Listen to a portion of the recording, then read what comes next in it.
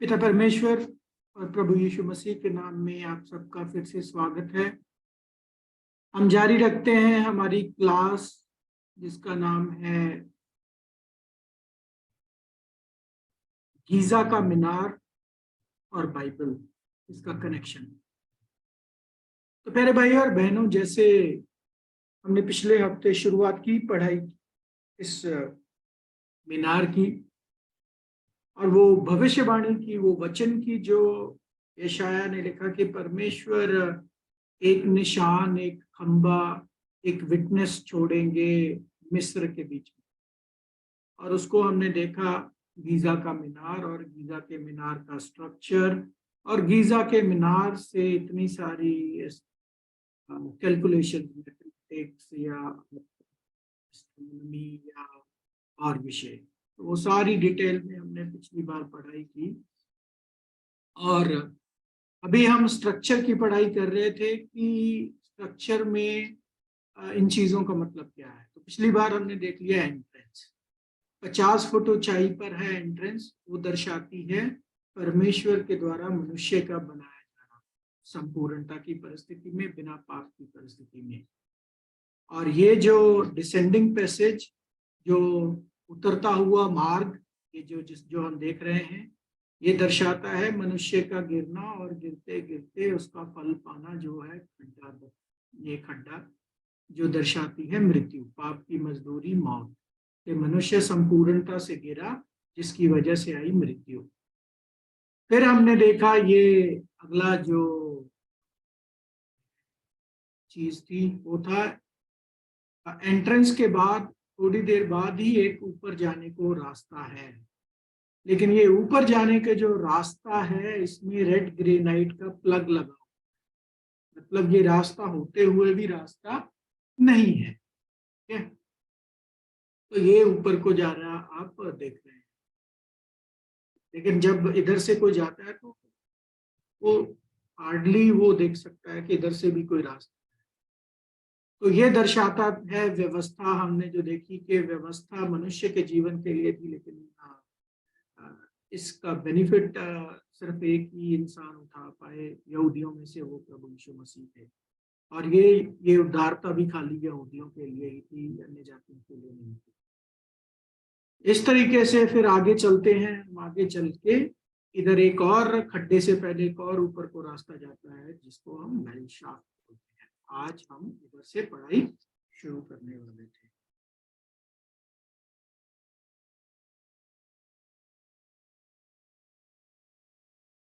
तो ये well shaft, गड्ढे में से बचने का मार्ग जो है, एक ही मार्ग है। ये क्या दर्शाता है? ये दर्शाता है प्रभु यीशु मसीह। तो इसके विषय में वचन पढ़ते हैं हम।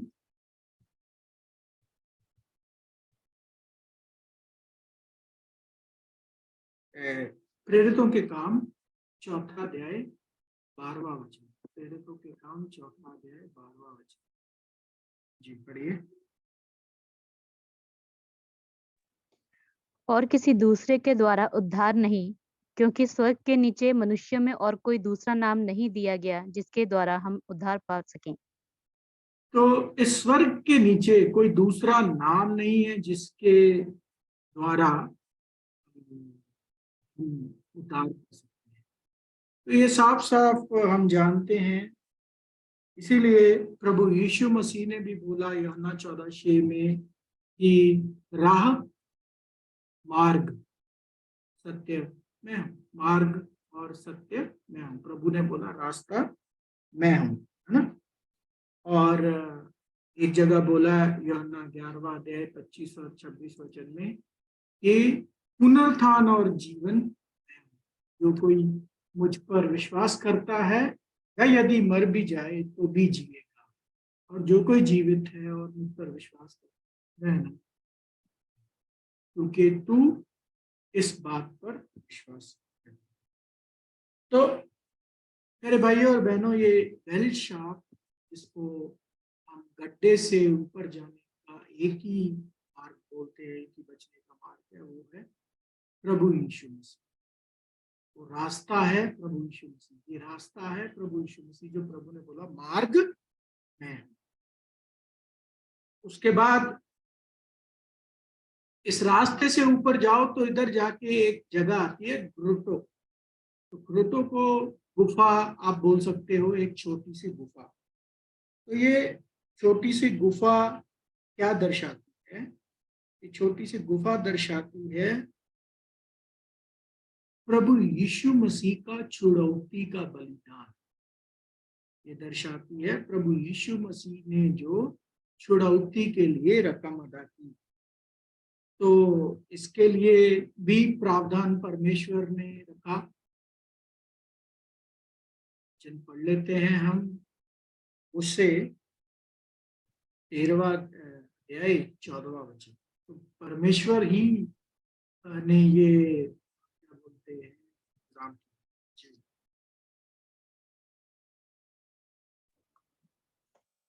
मैं उसको से लोग के वश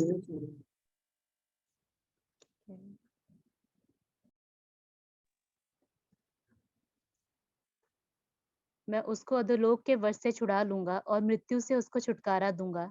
हे मृत्यु, तेरे मारने की शक्ति कहाँ रही? हे अधोलोक, तेरे नाश करने की शक्ति कहाँ रही? मैं फिर कभी नहीं पछताऊंगा। तो इसमें साफ साफ लिखा है कि परमेश्वर ही है जो मनुष्य को मृत्यु से छुड़ाने का इंतजाम करते हैं। कैसे? अपना इकलौता पुत्र भेजकर। ठीक है, जिन्होंने क्या किया? मृत्यु को नष्ट किया। पढ़ते हैं 2 तीमुथियुस 1 अध्याय 10वां वचन। पर अब हमारे उद्धारकर्ता मसीह यीशु के प्रकट होने के द्वारा प्रकाशित हुआ, जिसने मृत्यु का नाश किया और जीवन और अमरता को उस सुसमाचार के द्वारा प्रकाशमान कर दिया। मृत्यु को नाश किया और दो चीजें दी हैं, एक तो जीवन और एक तो अमरता। ये जीवन और अमरता का मतलब क्या है? ये दो चीजें हैं। तो ये दो चीजें अभी मैं आपको इधर दिखा देता हूं पहले, फिर इसके बाद में बारे में बताऊंगा। ये है जीवन, ये जो रानी का चैम्बर है जीवन, और ये जो राजा का चैम्बर है ये है अमरता। अब ये क्या है? जीवन है पृथ्वी पर जो मनुष्य को बिना मृत्यु वाला अमरता का जीवन, सॉरी, बिना मृत्यु वाला अनंत काल का जीवन मिलता है। और ये स्वर्ग में राजा का चैम्बर, यानी स्वर्ग में जिनको अमरता का जीवन मिलेगा, यानी कि कलीसिया, जिनको परमेश्वर जैसा स्वभाव मिलेगा, जिन पर मृत्यु का कोई अधिकार नहीं रहेगा, जो अमरता का जीवन। तो ये जीवन जो है ये सदीपक जीवन है, अनंत काल का जीवन है, पृथ्वी का जीवन है। ये स्वर्गीय जीवन है, अमरता वाला जीवन है, जो परमेश्वर के जैसा है। समझ में आया? तो ये चीज हमें प्रभु यीशु मसीह के द्वारा मिलती है, उनके बलिदान के द्वारा मिलती है। मृत्यु को उन्होंने नाश किया और जीवन और अमरता का हमें अवसर दिया। जीवन मनुष्य जाति के लिए, अमरता कलीसिया के लिए। ये है दो उद्धारता जिसको हमने आज तक देख लिया, पढ़ लिया। तो उद्धारता में दो इनाम मिल सकते हैं। एक तो मनुष्य की उदारता, पृथ्वी की उदारता जिसमें वो सदीपक जीवन पाएंगे। एक स्वर्गीय उदारता, कलीसिया की उदारता, जिसमें वो अमरता का जीवन पाएंगे। तो ये हम 1 तीमुथियुस 2 अध्याय 3 से लेके 4 वचन हमने बहुत बार पहले भी पढ़ा है कि परमेश्वर चाहते हैं कि सारे मनुष्यों का उद्धार। ये है पृथ्वी की उदारता। ये किस कहाँ की उदारता है? पृथ्वी की। जब परमेश्वर का राज्य इस पृथ्वी पर आ जाएगा, जब सबको सत्य सिखाया जाएगा, जब सब अपनी इच्छा से परमेश्वर के अधीन हो जाएंगे, परमेश्वर की आज्ञाओं का पालन करेंगे, तो मृत्यु खत्म हो जाएगी। क्योंकि अगर पाप ना रहा तो मृत्यु भी नहीं रहेगी। ठीक है, तो ये है पृथ्वी की उदार। अभी रोमिया 2 अध्याय 7वें वचन में हम देखते हैं स्वर्ग की उदारता, जिसमें अमरता का जीवन, जो परमेश्वर जैसा स्वभाव, डिवाइन नेचर, ईश्वरीय स्वभाव, वो मिलेगा सिर्फ और सिर्फ, वो है स्वर्ग। होप आप लोगों को अभी तक ये क्लियर हो गया हो कलीसिया की पढ़ाई के बाद। अच्छा, अभी चलते हैं आगे। अगली चीज क्या है, तो इस गुफा के बाद आता है, क्या बोलते हैं, ग्रैंड गैलरी। यानी कि ये बहुत बड़ा आंगन है, बहुत ऊंचा ऊंचा आंगन, सुंदर आंगन, शानदार आंगन जिसे बोल सकते हैं, ग्रैंड गैलरी। ये बहुत बड़ा एरिया है, इसकी ऊंचाई 28 फुट है ग्रैंड गैलरी की। 155 फुट ये लंबा है, लंबी है गैलरी। ये 155 फुट की लंबाई है, 28 फुट की ऊंचाई है, और 6 फुट, 6 फुट इसकी चौड़ाई। तो ये 6 फुट चौड़ी चौड़ी गैलरी 155 फुट लंबा जाती है और 28 फुट ऊपर को ऊंचा है, तो इसलिए इसको नाम मिलता है ग्रैंड गैलरी। तो ये ग्रैंड गैलरी क्या दर्शाती है, इसका अर्थ क्या है? इब्रानियों 3 अध्याय 1 वचन। इसीलिए हे पवित्र भाइयों, तुम जो स्वर्गीय बुलाहट में भागी हो, उस प्रेरित और महायाजक यीशु पर, जिसे हम अंगीकार करते हैं, ध्यान करो। तो प्यारे भाइयों और बहनों, ये ग्रैंड गैलरी जो है ये दर्शाती है ऊपरी बुलावा, हाई कॉलिंग, स्वर्गीय बुलावा। कौन सा? हेवनली कॉलिंग, जो अभी हमने इसमें पढ़ा, ये है स्वर्गीय बुलाहट। ठीक है, ये स्वर्गीय बुलाहट के अनुसार इस सुसमाचार युग में जो मौका है उसमें हमें आजाद किया गया है, हम आजाद हुए हैं। और क्या बोले हैं, ये आजादी मसीह में स्वतंत्रता, मसीह में स्वतंत्रता है। पढ़ते हैं गलातियों 5 अध्याय 1 और 13 वचन। मसीह ने स्वतंत्रता के लिए हमें स्वतंत्र किया है, इसीलिए इसमें स्थिर रहो और दासों के जुए में फिर से ना जुटो। हे भाइयों, तुम स्वतंत्र होने के लिए बुलाए गए हो, परंतु ऐसा ना हो कि ये स्वतंत्रता शारीरिक कामों के लिए अवसर बने, वरन प्रेम से एक दूसरे के दास बनो। तो आपको बुलाया गया है स्वतंत्र होने के लिए, लेकिन ये शारीरिक स्वतंत्रता की बात नहीं हो रही है।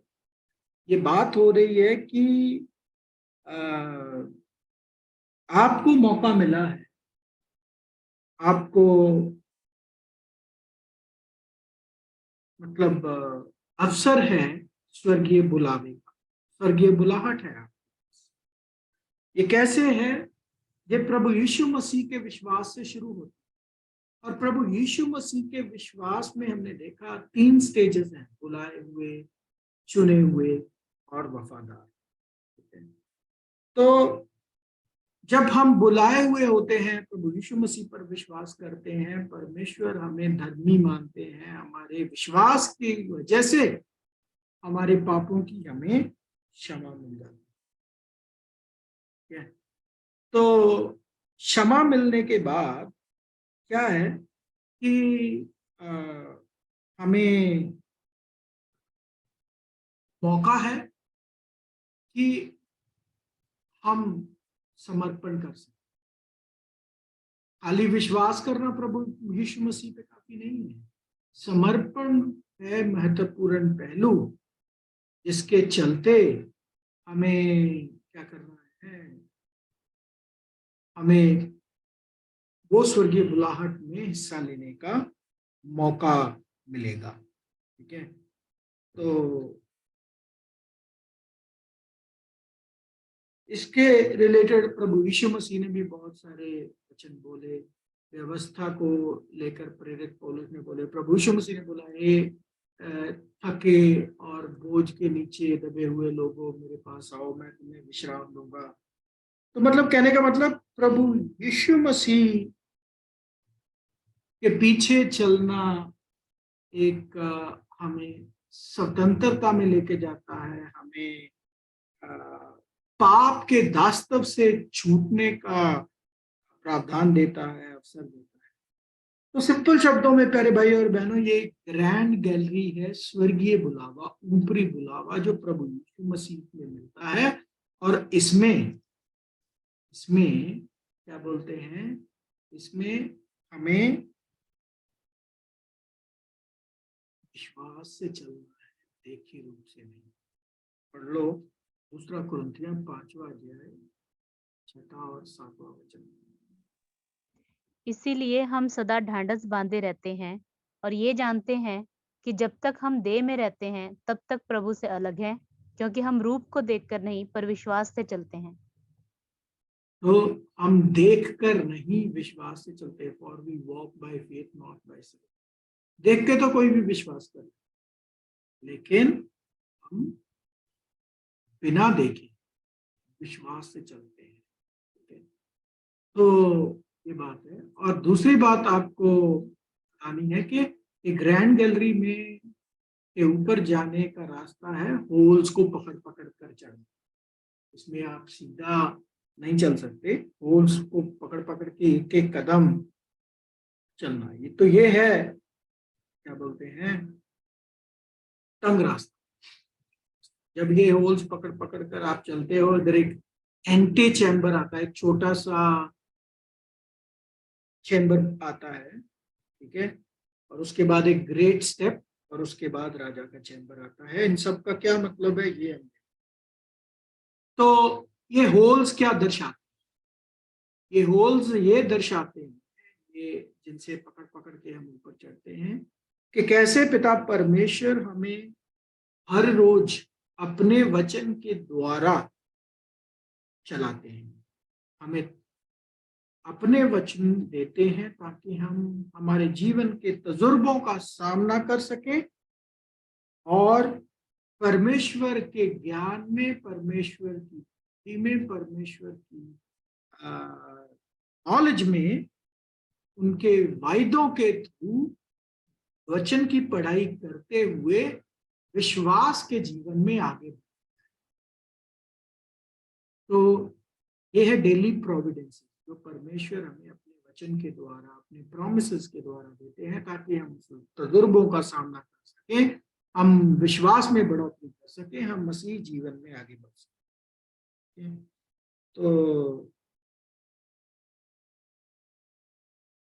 तो ये क्यों जरूरी है, क्योंकि जो मसीह बुलावा है वो क्या है उसको आप देख लें। फिलिपियों 1 अध्याय 29 वचन।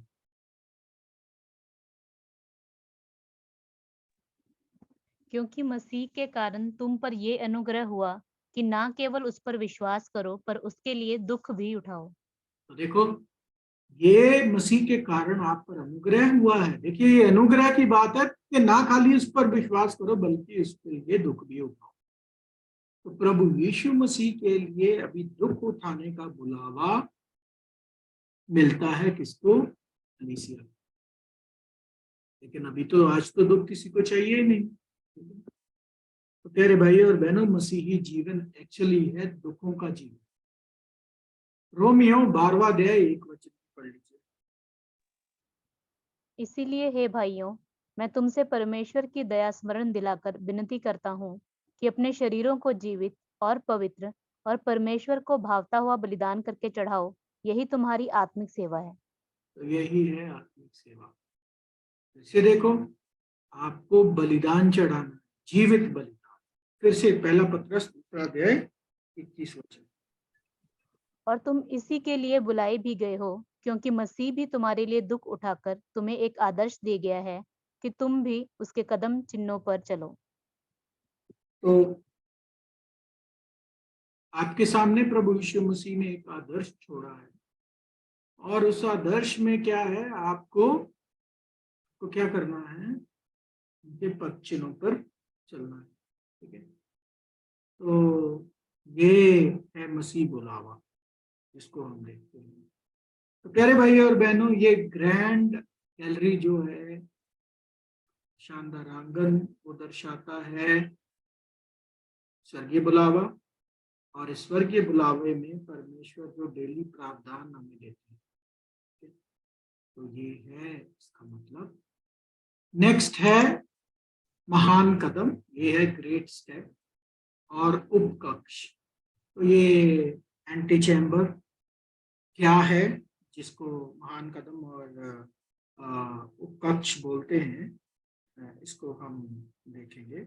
सबसे पहले अगर जब आप इधर पहुंच जाते हो तो पीछे को देखो तो आपको ये दिखेगा पूरा सेंडिंग पैसेज, मतलब ये वाला आपको ऊपर से नीचे तक दिखेगा कि इधर रेड ग्रेनाइट प्लग लगा है। तो आपको पता चलेगा कि आपको जो बुलावा मिला विश्वासी होने के नाते, कैसे परमेश्वर, इधर पहुंच के आपको पता चलेगा कैसे परमेश्वर ने इंतजाम किए, कैसे परमेश्वर ने आपको चलाया यहाँ तक। फिर आगे तक भी आप देख सकते हो कि कैसे परमेश्वर ने एक बहुत बड़ा अवसर रखा था मनुष्य जाति में से कुछ लोगों के लिए, यानी यहूदियों के लिए, कि वो जीवन को प्राप्त कर सकते थे, ये उदारता प्राप्त कर सकते थे, लेकिन उसका वो फायदा कोई भी नहीं उठा सके। फिर इधर जाके हमें पता चलता है कि कैसे प्रभु यीशु मसीह एक बहुत परफेक्ट एग्जाम्पल बने आज्ञा पालन की, कि कैसे उन्होंने परमेश्वर की इच्छा को पूरा किया। अंत में देख सकते हैं कि कैसे प्रभु यीशु मसीह हमारे लिए मरे। जब ये चीज हम देखते हैं कि मनुष्य जाति खो गई थी खड्डे में, मतलब मृत्यु में खो गई थी, तो उनके लिए कैसे प्रभु यीशु मसीह ने बलिदान देके मनुष्य जाति को छुड़ाने के लिए एक रास्ता है। तो प्यारे भाई और बहनों, कलीसिया का जो बुलावा है वो है प्रभु यीशु मसीह के साथ मृत्यु का बुलावा, जो हम पढ़ लेते हैं 2 तीमुथियुस 2 अध्याय 11वां वचन। ये बात सच है कि यदि हम उसके साथ मर गए हैं तो उसके साथ जिएंगे भी। तो ये बात सच है कि यदि हम उसके साथ मर गए हैं तो उसके साथ जिएंगे भी।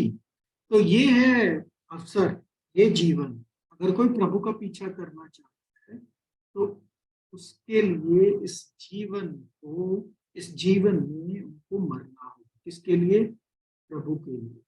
नॉर्मल तो सारे ही मर रहे हैं, लेकिन ये मरना प्रभु के लिए है, प्रभु के साथ। ठीक है? और इसीलिए जो बुलाए हुए होते हैं उनको एक फैसला लेना होता है। वो फैसला जो है वो दर्शाता है ग्रेट स्टेप, बहुत बड़ा कदम। ये बहुत बड़ा फैसला होता है, बहुत बड़ा कदम होता है। इसीलिए प्रभु यीशु मसीह बोलते हैं कि समर्पण करने से पहले जरा सोच लो। पढ़ लीजिए लूका 14 अध्याय 28 वचन। तुम में से कौन है कि गढ़ बनाना चाहता हो और पहले बैठकर खर्च न जोड़े कि पूरा करने की सामर्थ्य मेरे पास है कि नहीं।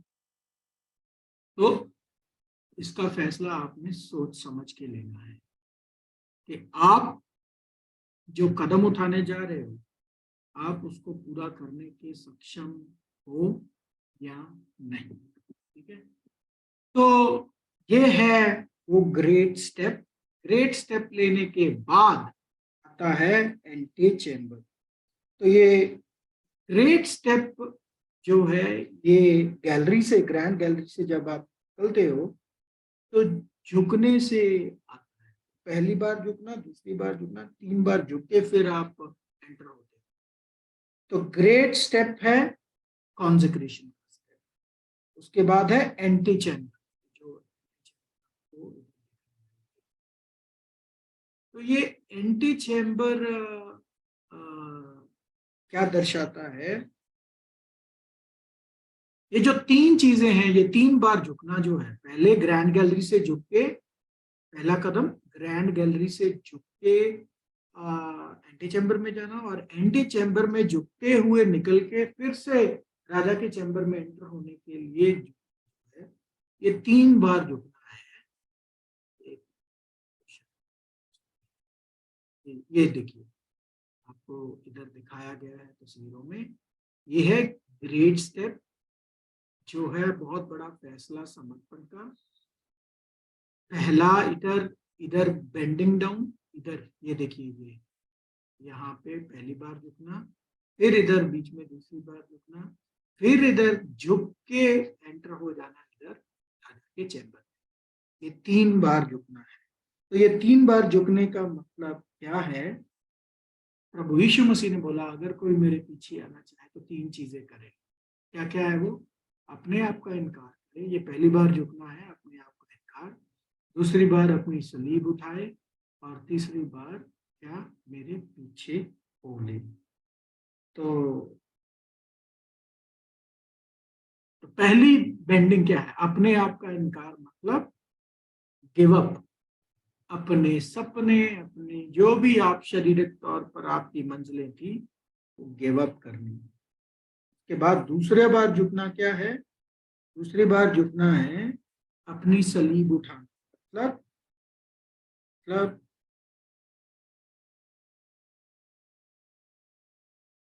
सेक्रीफिशियल लाइफ, बलिदान वाला जीवन जीने के लिए बपतिस्मे की उसमें पढ़ना, बपतिस्मा लेना। तो ये है दूसरी बार झुकना। और जब बपतिस्मा लेते हो आप, इसका मतलब आपने बलिदान कर दिया है। किसको? अपने आप को, अपनी इच्छा के साथ। और तीसरी बार झुकना, प्रभु का पीछा करना, मतलब अब आप समर्पित जीवन जी रहे हो, अब आप प्रभु के कदमों पर चल रहे हो। ये है। तो प्रभु यीशु मसीह है इसकी सबसे बड़ी उदाहरण। उनको देखते हुए उनके जैसे हमें चलना है। तो ये है 3 बार झुकने का मतलब। और एंटी चैम्बर, एंटी चैम्बर ये क्रॉस करके जिसमें हमें 3 बार झुकना पड़ता है, हम पहुंचते हैं राजा के कक्ष में। तो ये राजा का कक्ष क्या दर्शाता? तो राजा का कक्ष दर्शाता है स्वर्गीय उदारता। स्वर्गीय उदारता जो कलीसिया को मिलेगी, पिता परमेश्वर की मौजूदगी में कलीसिया सिंहासन पर जो जाएगी, जिनको ईश्वरीय स्वभाव मिलेगा, इसके रिलेटेड वचन हम जानते हैं। पढ़ लीजिए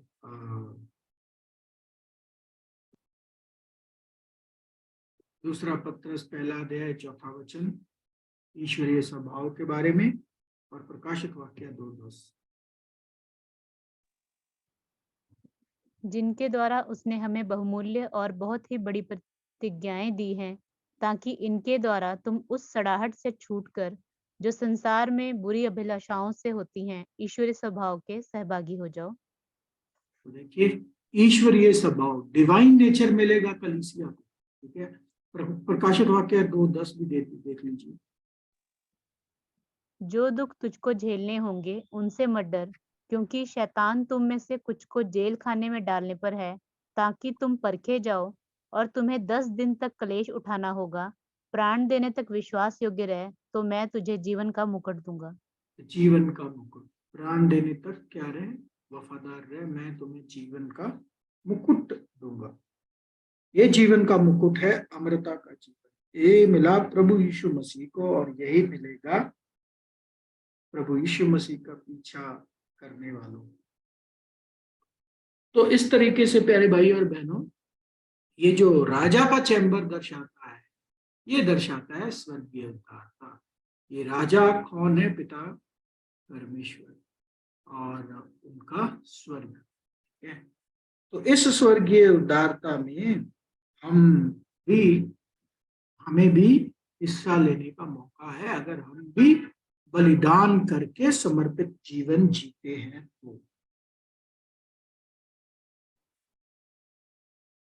तो इसके बाद चलते हैं हम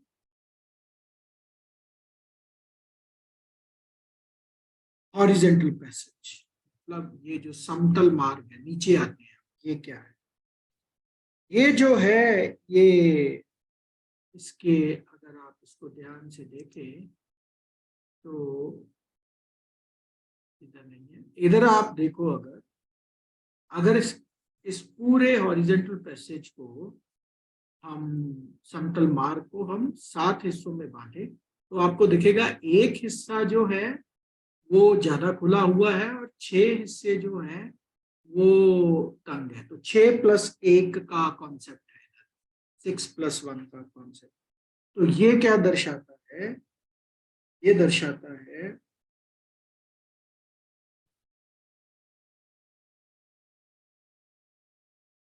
ये दर्शाता है 7,000 साल का समय। 7,000 साल का समय। इसके विषय में हम वचन पढ़ते हैं।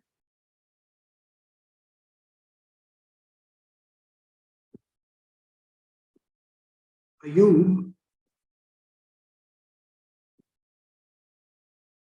5वां अध्याय 19 वचन। वह तुझे 6 विपत्तियों से छुड़ाएगा, वरन 7 से भी तेरी कुछ हानि ना होने पाएगी। वह तुम्हें 6 विपत्तियों से बचाएगा, वरन 7 में भी तेरी कुछ हानि ना हो पाएगी। तो ये क्या है, अभी मैं आपको समझाता हूँ। ये रानी का चैम्बर जो है, ये दर्शाता है स्वर्गीय उद्धारता, जैसे सॉरी, पृथ्वी की उद्धारता, माफ कीजिएगा, पृथ्वी की उद्धारता जो सारी मनुष्य जाति को। लेकिन ये मनुष्य जाति को उद्धारता प्राप्त करने से पहले उनको 7,000 पीरियड के समय में से निकलना पड़ेगा। तो 7,000 पीरियड का समय क्या है कि 6,000 साल की बुराई और 1,000 साल जिसको हम प्रभु यीशु मसीह के राज्य का साल बोलते हैं। 1,000 साल का राज्य जो प्रकाशित वाक्य में हम पढ़ते हैं प्रभु यीशु मसीह का, वो क्रॉस करके मनुष्य जाति प्राप्त कर लेगी पृथ्वी की उद्धारता। तो ये 6,000 साल की बुराई और 1,000 साल की अच्छाई, ये है 6+1। ये टोटल कितने हुए? 7,000 साल। ये 7,000 साल का क्या महत्व है? ये 7,000 साल का मतलब क्या है? इसके लिए आप इंतजार कीजिए क्लास नंबर 25। उधर तक नोट करके रखिए, उधर मैं आपको इसका पूरा बताऊंगा। लेकिन अभी ये आप याद ध्यान रख लीजिए कि परमेश्वर ने 7,000 साल की एक योजना बनाई, जिसमें उन्होंने 6,000 साल में पाप को अनुमति दी और 1,000 साल में धार्मिकता आएगी, मनुष्य धार्मिकता सीखेगा। 7,000 साल पूरे होने के बाद मनुष्य जाति प्राप्त कर लेगी पृथ्वी की उदारता। पृथ्वी की उदारता, ये है परमेश्वर की दिव्य योजना। ये है पृथ्वी की उदारता, ये है रानी का चैन, ये है स्वर्गीय उदारता, ये है ऊपरी बुलावा, ये है पृथ्वी या पृथ्वी के लिए मनुष्य जाति को जो जीवन मिलेगा। जब ये 7,000 साल का समय पूरा हो जाएगा, तब जाके पूरी हो जाएगी वो भविष्यवाणी जो उत्पत्ति में परमेश्वर ने क्या। पढ़ लीजिए, उत्पत्ति 1 अध्याय 26।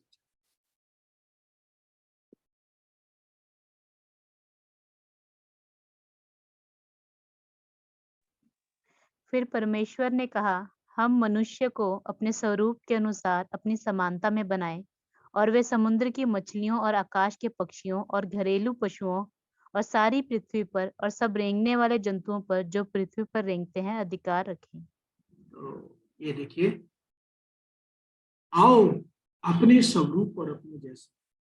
मनुष्य को परमेश्वर ने बनाया अपने स्वरूप, अपनी इमेज के ऊपर, बट अभी मनुष्य परमेश्वर के जैसा बना नहीं है। वो हो जाएगा पूरा, ये भविष्यवाणी थी जो प्रकाश सॉरी उत्पत्ति में लिखी गई।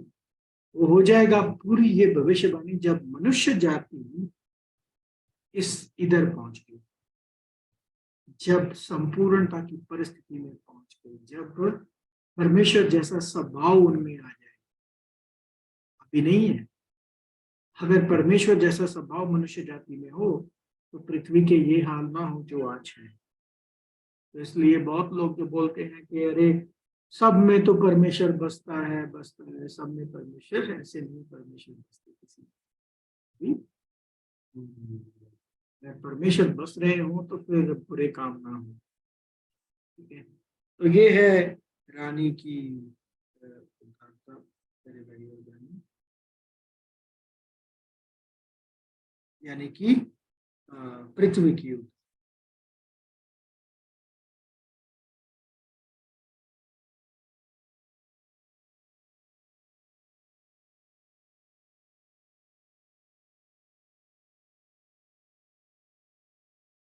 भी मैंने आपको एक्सप्लेन कर दिया। और पृथ्वी की उद्धारता के समय परिस्थिति क्या होगी, ये जो रानी के पक्ष की बात हम कर रहे हैं, ये आप पढ़ लीजिए। यशाया 13वां अध्याय 12वां वचन। मैं मनुष्य को कुंदन से और आदमी को ओपीर के सोने से भी अधिक महंगा करूंगा।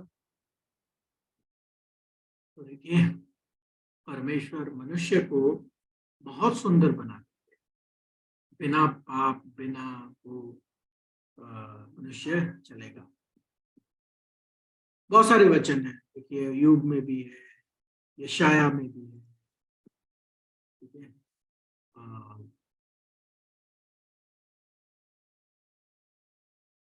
ये आप लेसन में पढ़ लीजिएगा सारे वचन।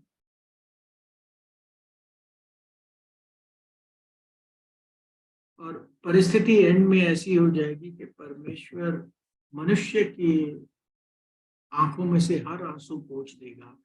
ये वचन भी हमने पढ़ा है भजन संगीता के, हर कोई घराना, सारे लोग अपनी इच्छा से यरूशलेम को परमेश्वर को दंडवत करने जाया करेंगे।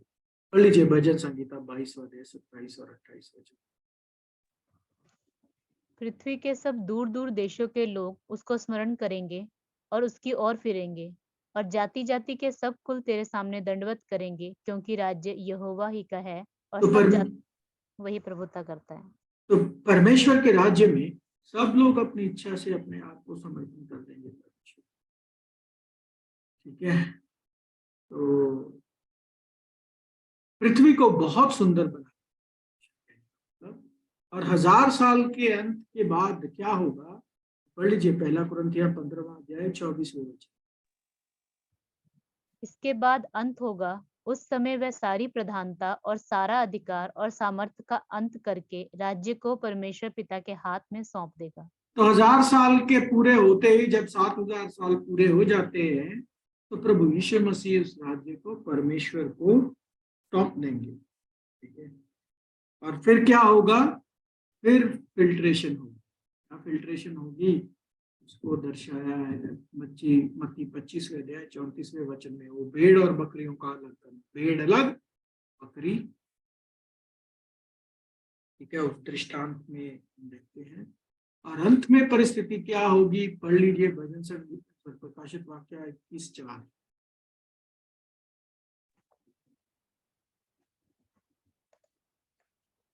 और वह उनकी आंखों से सब आंसू पोंछ डालेगा, और उसके बाद मृत्यु न रहेगी, और ना शोक, ना विलाप, ना पीड़ा रहेगी, पहली बातें जाती रही।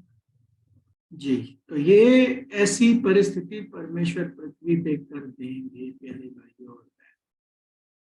तो इस लेसन में हम क्या देखते हैं प्यारे भाइयों और बहनों, कि परमेश्वर ने बाइबल के अलावा एक ऐसा मॉन्यूमेंट रखा है, एक ऐसा अजूबा रखा है, जिसमें उन्होंने अपनी उदारता जो मनुष्य के लिए उन्होंने योजना बनाई, उसको उसके स्ट्रक्चर में बनाया है। और इसी स्ट्रक्चर को प्रभु यीशु मसीह ध्यान में रखते हुए बोलते हैं कि अगर तुम परमेश्वर की उदारता को बोलना बंद कर दोगे तो पत्थर बोल उठेंगे। कौन से पत्थर? ये पत्थर जो गीजा के मीनार में लगे हुए हैं, उसके स्ट्रक्चर में, उसकी बनावट में छिपी हुई है परमेश्वर की उदारता, जो हम उत्पत्ति से लेकर प्रकाशित वाक्य में देखते हैं। सच में वाकई परमेश्वर के मार्वलस तरीके हैं और रहस्यमय बातें हैं, जिनको समझना मनुष्य के बस की बात नहीं है, मनुष्य की समझ से परे है। ये है वो चिन्ह, ये है वो खंबा, ये है वो परमेश्वर की गवाही जो परमेश्वर ने मिस्र के बीच में रख छोड़ी है। सही समय पर मनुष्य जाति को भी दिखाएंगे। अभी सिर्फ कलीसिया को पता चल रहा है, लेकिन उस वक्त मनुष्य जाति भी जानेगी कि क्या परमेश्वर के गुप्त और मार्वलस तरीके हैं परमेश्वर की वचन की सच्चाइयों को छिपाने के।